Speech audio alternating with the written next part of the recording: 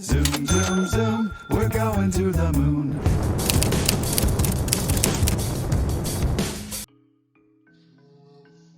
Janet Yellen was a former head chair, and now she's the current U.S. Treasury Secretary.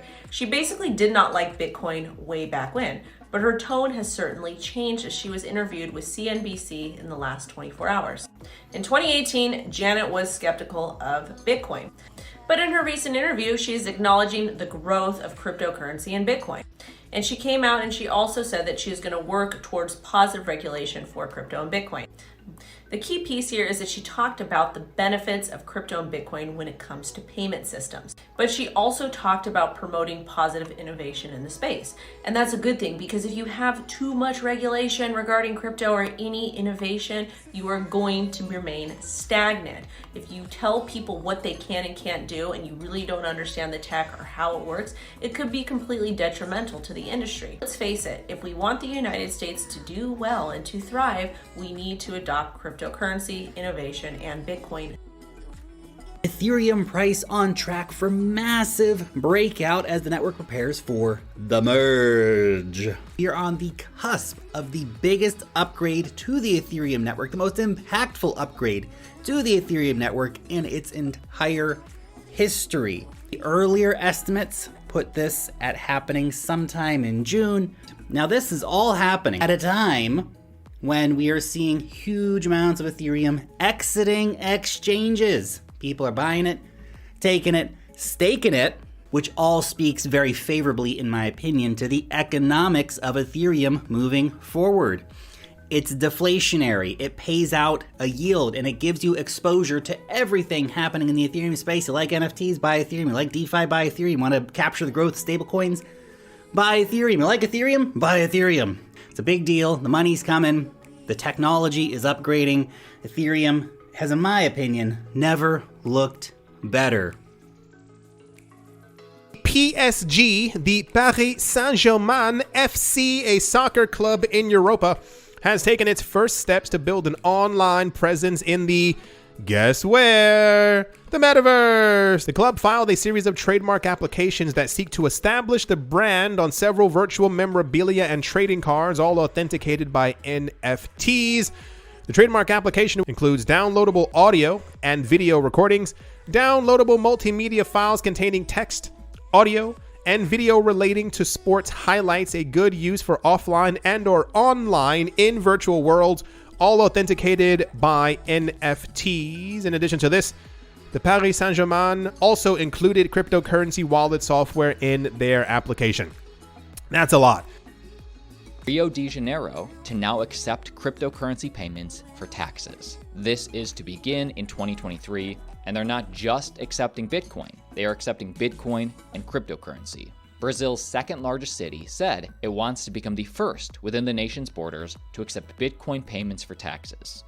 The report outlined the announcement from the city of Rio de Janeiro, indicating that residents will be able to pay IPTU, which is I guess how you pay taxes, using digital assets as of next year. The municipality wants to work with companies specialized in converting cryptocurrencies into Brazilian real, reads a note from City Hall, meaning once locals transfer the crypto funds, they will be automatically converted to fiat. So a very small step forward, maybe even a medium step, but a step forward nonetheless. Obviously, the growth of Zilliqa is like no other. More people are hopping aboard the ZIL train. 2021 saw the number of ZIL addresses grow 180% from 2020.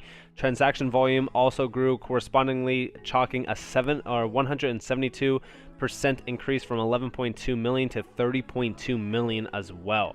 And honestly, this ecosystem is set for massive growth, especially even this year as well. We are seeing Zilliqa-powered Metaverse Metropolis announces key brand partnership with creative global talent award marketplace Algora. We do see that it is going to be built on NVIDIA Omniverse. Metropolis is set to launch publicly with a VIP event on the 2nd of April in Miami, Florida. The physical event taking place is a signal towards entering the US market and the vision of bridging the gap between the physical and digital worlds.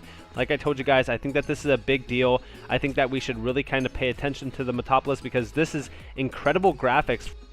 Here's how this person just lost $500,000 worth of Bored Ape Yacht Club NFTs. These 3 apes were stolen from this guy. He got scammed, and this is how. So what these scammers are doing right now is they're actually buying verified accounts right here, and then they're putting a .eth name on it, and then they're putting a Bored Ape as the profile picture. Then they're proceeding to tweet some BS out talking about, oh, you can claim with a 0.33 ETH fee, we're giving out more ape coin or something, right?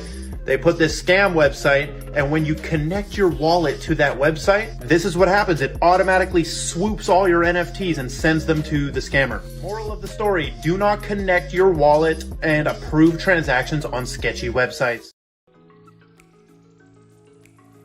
Tim Draper, which of course is a very well-known investor, tech investor, and a big blockchain guy, right, teamed up with VeChain.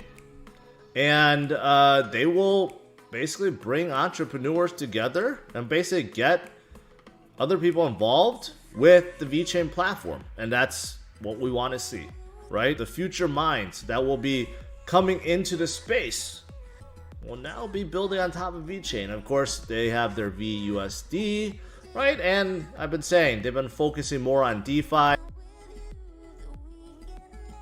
Now, Kraken is a digital asset exchange that you've probably at least heard of, but now they have a milestone that they've attained to get a routing number from the American Bankers Association. So this is a kind of key milestone for them to be able to be treated kind of like a bank. And by having this and being able to move towards becoming like a traditional bank, having a Federal Reserve master account, then they can offer some additional services and be plugged into the overall system. So what could that mean? Maybe you can transfer value through the existing system, at least from your digital asset exchange to other parties. Maybe you want to send a payment to a friend or things like that. So it's one step kind of in the right direction, at least, to get crypto exchanges and platforms, more integrated. So I think it's a good thing overall. So UABA is a non-profit organization whose main focus really is to create awareness and really foster the adoption of blockchain technology across Africa. For context, UABA has a presence in 9 countries across Africa. So our recent visit to Kenya was kind of really activating these ecosystems that we are creating across the continent. And it was a huge success.